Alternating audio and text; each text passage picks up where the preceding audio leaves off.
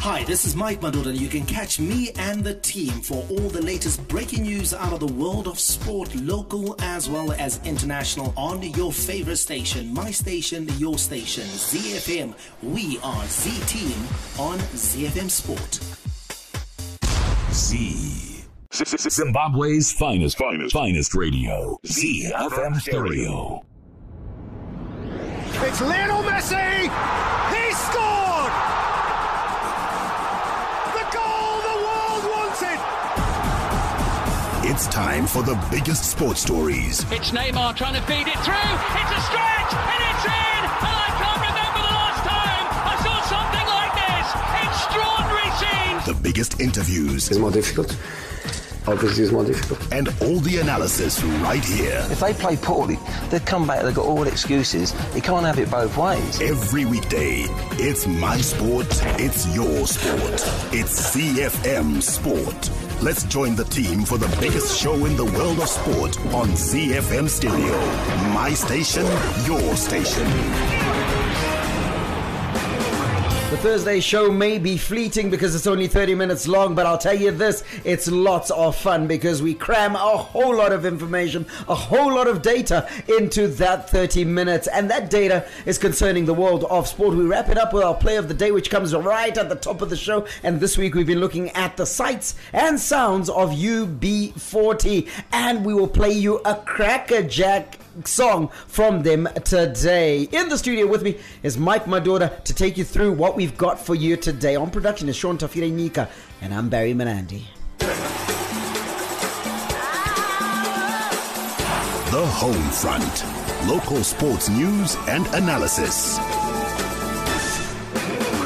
Let's start the show with a couple of local sports news updates, starting with tennis, where Zimbabwe Davis Cup star Courtney Locke is excited to be back representing the country in the competition ahead of a tough Euro-Africa Zone Group 2 tie against Romania this weekend. Locke missed the last two ties, a 3-1 home win over Turkey and a 4-1 defeat in Poland last year due to college commitments. The younger of the two Locke brothers has since turned professional, and it will be his first time playing in the Davis Cup as a professional tennis player. In netball news, Zimbabwe netball team coach Lloyd Makunde says they have to go a gear up as they prepare for the World Cup set for Liverpool, England this July. Makunde named a 24-member provisional squad last week, and most of the players reported for camp. The Gems are expected to travel to Uganda for some friendlies before they engage South Africa and Zambia as part of their preparations.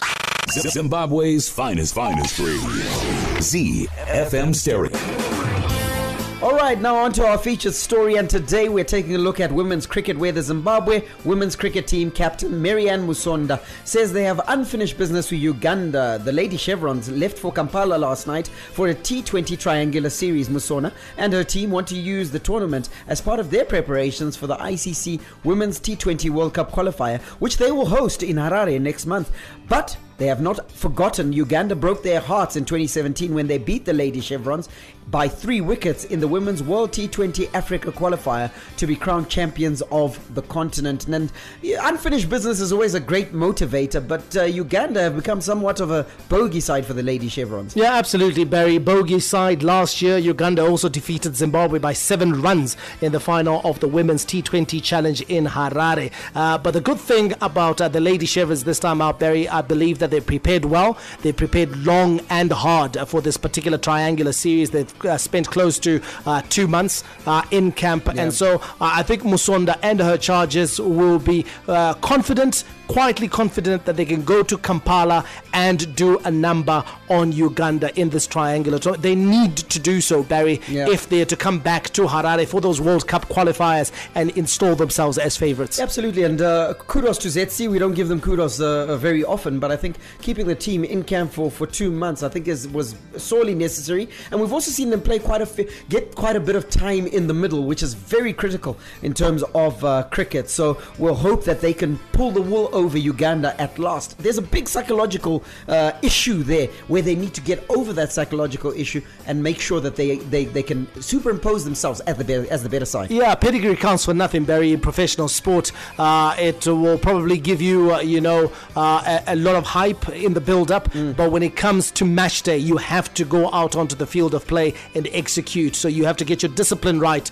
If it's in cricket, if it's bowling, line and length, if it's batting, the right shot selection and issues of that nature. That's what the Lady Chevrons need to do. They need to go out and execute and then give themselves the boost that they need ahead of those World Cup qualifiers. And let's not forget the other side, which is in this triangular series, that is Kenya. They're not going to be pushovers as well. They will believe that they can do a number on either Uganda or Zimbabwe in this tournament. Absolutely, and the Lady Chevrons are expected to play at least 4 games in Uganda, which we hope that they can win all of them and certainly win this triangular tournament. As you heard earlier, the other team, the third team, is Kenya, and Uganda gets the ball rolling on Saturday against Kenya in a mid-morning clash. There's also men's cricket, isn't there, Michael? Yeah, men's cricket. Let's just give our listeners a reminder of that United Arab Emirates tour to Zimbabwe on the 7th of April. The first one-day international gets underway, and this, of course, will be played at Harare Sports Club. Action 2 days later on the 9th. The second one-day international, which will be played at the same venue. On the 11th, we'll see the third one-day international, and then the fourth and final one-day international will be played on the 13th of April. And the Chevrons getting a run out versus the United Arab Emirates, a team that we should be able to beat if we play to the best of our abilities. Yeah, a team we should be able to beat. And again, a bit of unfinished business there, because remember, the United Arab Emirates is the team that almost in the inverted commas prevented us from going to the World Cup in the qualifiers that took place at Harare Sports Club. So they return to the scene of the crime, and hopefully the Chevrons can do the business this time. Can I give you some good news, Bas? Go for it. Well, I've just nipped over to Twitter, and Sikandar Raza has sent out a tweet, and it's been most magnanimous. It says, I will be buying 50 tickets per game versus the UAE, and they will be available at Gate 4 with Kuda Gaffa, and will be given out on a first-come, first-serve basis. A small token of appreciation towards our fans and a small gesture towards Cyclone Idai affected. So that is Sikandar Raza, but a magnanimous gesture from him for Zimbabwe cricket fans. Absolutely magnanimous, and also showing his leadership. We've always said it, that yes, he's one of the vice captains of the team, but in truth, this guy leads. He leads on and off the field, and again, he's shown leadership not only to the fans that are coming to Harare Sports Club, but then going beyond that and talking about Cyclone Idai as well, which is a calamity that we are all dealing with as Zimbabweans. Just a reminder again when that action is going to be, where you can pick up, if you're early, you can pick up those free tickets courtesy of Sikandar Raza. But yeah, absolutely. Well, we can tell you that, of course, the first one-day international is on Sunday. The second one will be on a Tuesday, and then the third one-day international on Thursday, and action will be rounded up next week on Saturday. 4 one-day internationals between Zimbabwe and the United Arab Emirates. This is ZiFM Sport on a Thursday. Short, sharp, and sweet. Coming up, we'll give you some international sports news before we camp out on the beautiful game where action is hotting up in the Premier League. ZiFM Stereo is untouchable. International Sports News Roundup, where the world comes out to play. Let's give you that international sports news roundup that Mike spoke about, starting with rugby, where Crusaders coach Scott Robertson has named his side for Saturday's Super Rugby encounter against the Brumbies in Christchurch. All Blacks Joe Moody and Owen Franks both returned from injury to bolster the front row, meaning Harry Allen and Michael Alaalatoa moved to the bench. At lock, Quinton Strange and Sam Whitelock will swap this week, so that Strange takes the starting spot and Whitelock is on the bench. Matt Todd will captain the side in the number 7 jumper. The only other change up front sees Ethan Blackadder earn his first Super Rugby start for 2019 at number 6. In cricket news, Jason Behrendorff marked his IPL debut with 2 wickets, but the Australian fast bowler knows he needs to deliver consistently to stake a claim for a Cricket World Cup spot. Mumbai Indians Behrendorff removed Chennai Super Kings opener Ambati Rayudu and Suresh Raina with the new ball to help his side cruise to a 37-run victory, with fellow left-arm paceman Mitchell Starc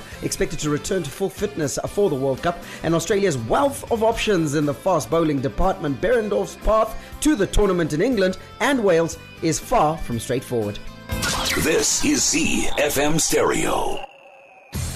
The big leagues, the big teams, the big players. The beautiful game on ZiFM Sport. All the rivalry. The captain lights the touch paper. It is blue touch paper.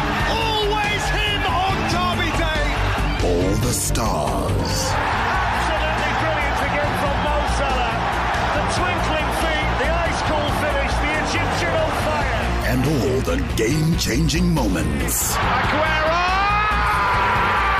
All the updates from the Premier League on ZiFM Sport. This is the league we want to watch.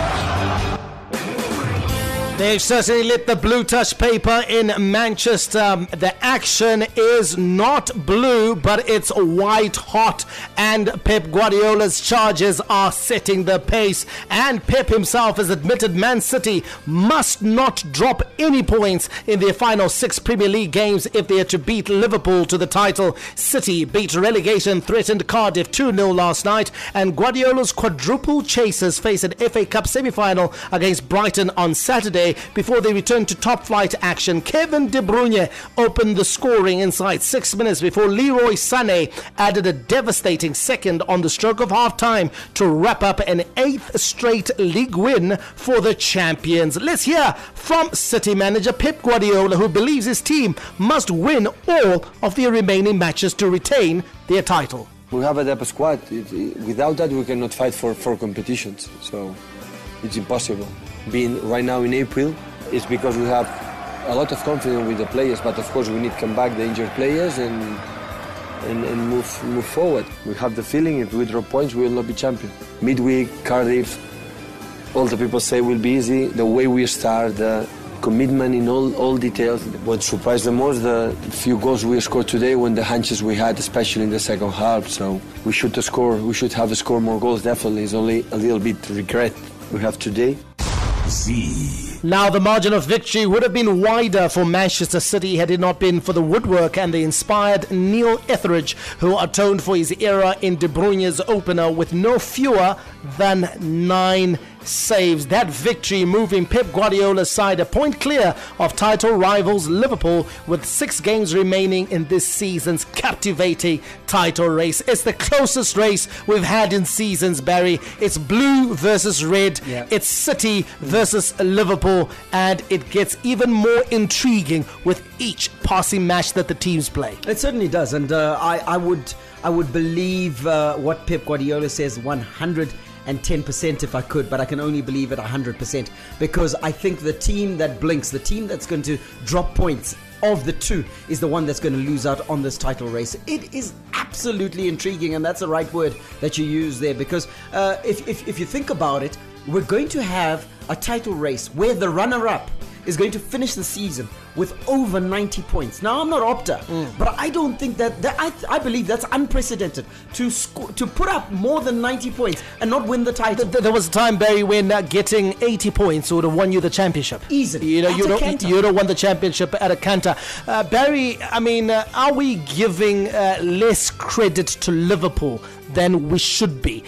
Because if you take a look at the situation, yes, people say, oh, Liverpool might choke, Liverpool will probably miss out on the title.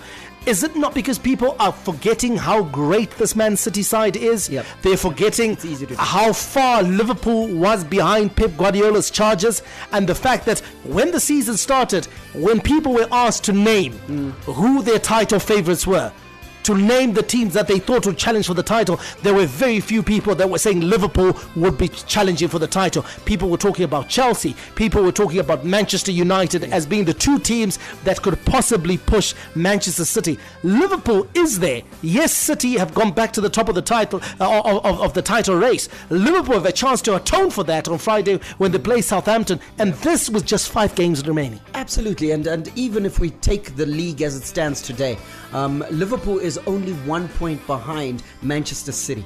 When the season ended last season, Liverpool was in excess of 18 points behind Manchester City. That means that Liverpool has made up 17 points from last season's performance. So I think, yes, to answer your question, I think that Liverpool is getting a little bit less of the credit than they ought to, because this is a team that has come in leaps and bounds. And I believe that two players have made up those 17 points that Liverpool Which two players? Those two players are Alisson and Van Dijk. Wow. Because Liverpool have now shored up their defense. The thing with Liverpool last season is that in games where Liverpool has won 2-0, has won 2-1, those games they were losing last season because there were two mistakes that were causing Liverpool to lose 3-2. In those games. So they've made up those points by shoring up their defense. The tragedy for Liverpool is that Manchester City has moved on and has actually bolstered their squad and has become a lot stronger. So we're looking at probably the best team in Europe at the moment in Manchester City. So kudos to Liverpool. They have no right to be where they are, and yet they are. Manchester City have now won 23 of their 25 home matches across all competitions in the 2018-2019 season. They've, of course, lost just 2.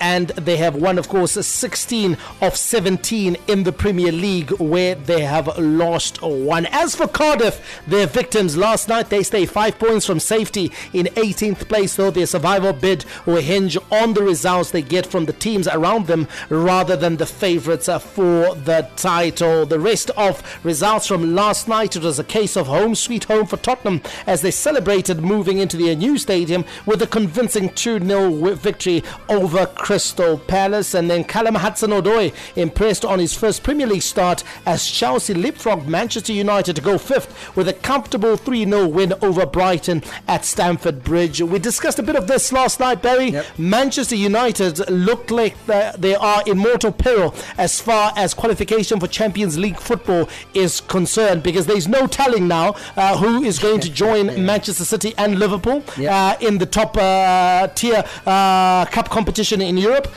You take a look at Manchester United, it looked like they had all the momentum. 3 weeks ago, it looked like, listen, United will be the team that would join City and Liverpool. Now, all of a sudden, United are back in 6th position, the position that Ole Gunnar Solskjaer found them in.